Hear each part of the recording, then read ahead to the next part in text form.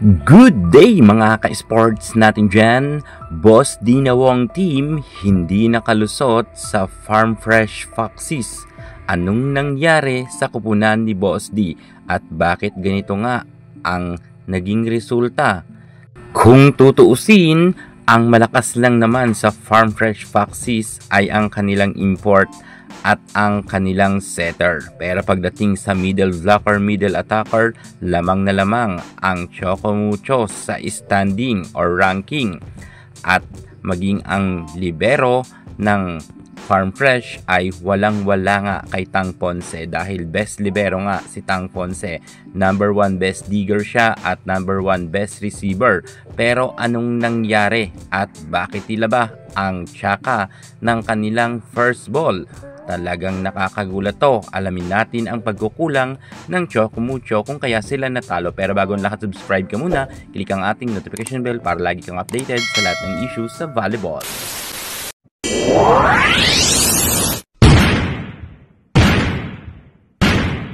Maraming nagulat na mga fans nga ng Choco Mucho at tila ba hindi nga sila ganado maglaro sa set 1 at set 2 at talagang nilampaso nga sila ng Farm Fresh. Bagamat pumalag naman sila sa third set at fourth set pero hindi pa rin sila nakalusot at hindi nga ito inabot ng fifth set. Talagang talunan nga sila pagdating sa Farm Fresh. Saan nagkulang ang kupunan nila Boss D? Yan ngayon ang ating pag-uusapan. Unahin na nga natin dito ang kanilang setter. Pagdating nga kay Tia Andaya at kay Boss Dinawong ay wala nga silang na-scores. Yes mga ka-sports, kahit isa ay wala nga silang puntos. Alam naman natin na si Dinawong ay magaling yan mag 1-2 play at magaling rin yan na setter. Pero kanina tila ba medyo hindi maganda nga ang first ball kasi kung kaya hindi rin maganda ang nagiging pagkakaset nga ni Tia Andaya at ni Boss Dinawong. Sobrang hindi nga maganda talaga ang kanilang nilaro sa unang set at second set. Pagdating naman sa kanilang middle blocker, middle attacker kay Cherry Nunag, nakakagulat talaga ito dahil hindi sanay tayo na ganito nga ang maipuntos ni Nunag. Lalo't veterana na rin siya na middle blocker at former middle blocker pa nga siya ng Alas Pilipinas. Nakadalawang puntos lamang itong si Cherry Nunag. Nakakagulat talaga yan, diba? Dahil si Cherry ay sadya talagang may angkin kagalingan naman. Kanina talaga ay hindi nga gumana ang kanyang mga atake at hindi rin siya masyado nakaroon ng block. 2 points lang talaga siya. Isa Molde, isa rin to sa nasasayangan nga tayo. Ipinasok naman siya kanina at gumagawa naman talaga siya ng paraan para magkaroon ng puntos. Pero sadya talagang sumasablay nga itong si Isa Molde. Siguro baka hindi maganda ang kanilang gising kanina. Akalain nyo, minsan ay nagkakaroon talaga to madalas ng double digits. Pero kanina ay hindi rin maganda ang kanyang inilaro. 2 points rin itong si Isa Molde. At pagdating naman sa kanilang import kay Marley Smith, dito talaga tayo nagugulat dahil hindi talaga siya nabigyan ng pagkakataon na magkaroon ng double digits kanina or bantay sarado talaga siya ng Farm Fresh Foxes. Pero hindi kahit sana bantay sarado siya, kinakailangan niyang pumuntos dahil isa dapat siya sa mga aasahan nga ng Choco Mucho, lalo't wala nga si Sisi Rondina. Pero kanina talagang medyo maalat nga itong si Marley Smith. Akalain nyo import siya, nagkaroon lang siya ng 4 na puntos. Mukhang hindi rin maganda ang timpla niya kanina.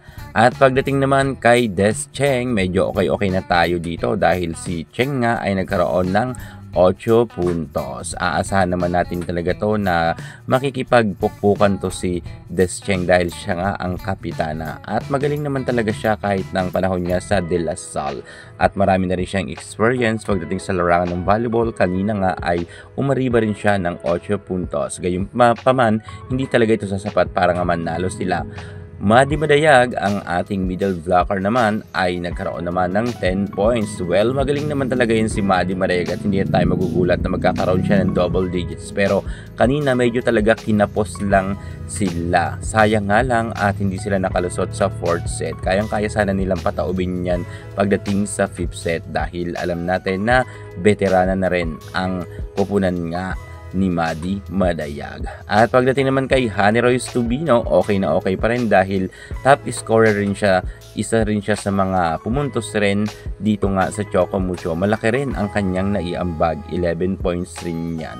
At pagdating naman sa kanyang mga kasamahan ay 3 lang nga sila nagkaroon ng double digits. Maddie Madayag, Honey Royce Tubino na talagang inilaban niya rin pero sadya talagang kinapos lang sila. At pagdating naman sa kanilang opposite hitter, medyo gumana naman ito dahil nga ang ating Katrina May Tolentino or Kat Tolentino ay pumuntos naman siya ng 12 points.